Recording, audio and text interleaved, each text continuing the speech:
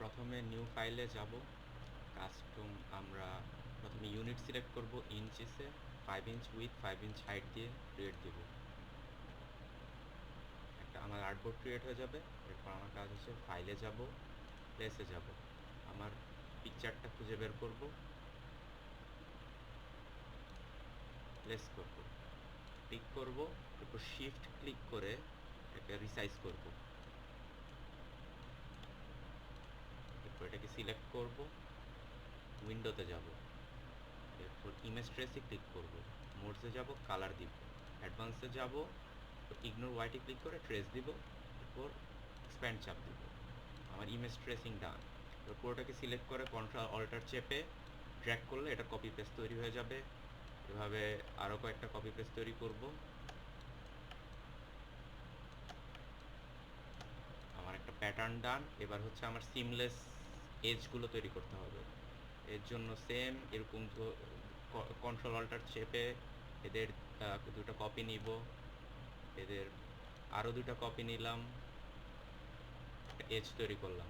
এবার কাজ হচ্ছে এদেরকে নিচে পাঠাতে হবে। তো এই জন্য প্রথমে এদের সিলেক্ট করব, রাইট ক্লিক করব, ট্রান্সফর্মে যাব, মুভে যাব। এরপর যেহেতু এদের ভার্টিক্যালি আমি মুভ করাতে চাই 5, ভার্টিক্যালি 5 দিব, হরিজন্টালি 0 দিব, কপিতে ক্লিক করব, তাহলে এটা ভার্টিক্যালি মুভ হয়ে গেছে। সেম কাজ আমার হরিজন্টালে আনতে হবে। একটাকে সিলেক্ট করব, কন্ট্রোল অল্টার চেপে এর কপি আনবো, এর আরও একটা কপি তৈরি করব। এবার এদেরকে সিলেক্ট করব, রাইট ক্লিক করব, ট্রান্সফর্মে যাব, মুভে ক্লিক করব। এরপর আমি এখন তাদের হরিজন্টাল মুভ করাতে চাই, যে হরিজন্টালে 5, ভার্টিক্যালে 0, কপি ক্লিক করব, ডান। এবার আমার কাজ হচ্ছে একটা রেক্টেঙ্গল সিলেক্ট করে একটা রেক্টেঙ্গল আঁকতে হবে উপর, তার উপর রাইট ক্লিক করতে হবে, রেঞ্জে যাব, সেন্ড ইট টু ব্যাক দিতে হবে। এরপর আমি সিলেকশন টুলে গিয়ে কন্ট্রোল এ চাপে পুরোটাকে ক্লিক করব, পুরোটাকে সিলেক্ট করব, কন্ট্রোল সি চাপবো, কন্ট্রোল বি চাপবো, এরপর এখানে ক্লিক করে তার স্ট্রোক অফ নান দিয়ে দিব।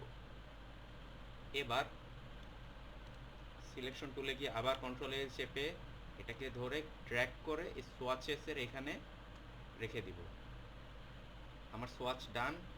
এবার যদি নিচে যাই, আমি একটা রেক্ট্যাঙ্গল বানাই, রেক্ট্যাঙ্গেলটাকে যদি আমি আমার সোয়াচ দেই, তাহলে একটা সিমলেস প্যাটার্ন তৈরি হয়ে যাবে।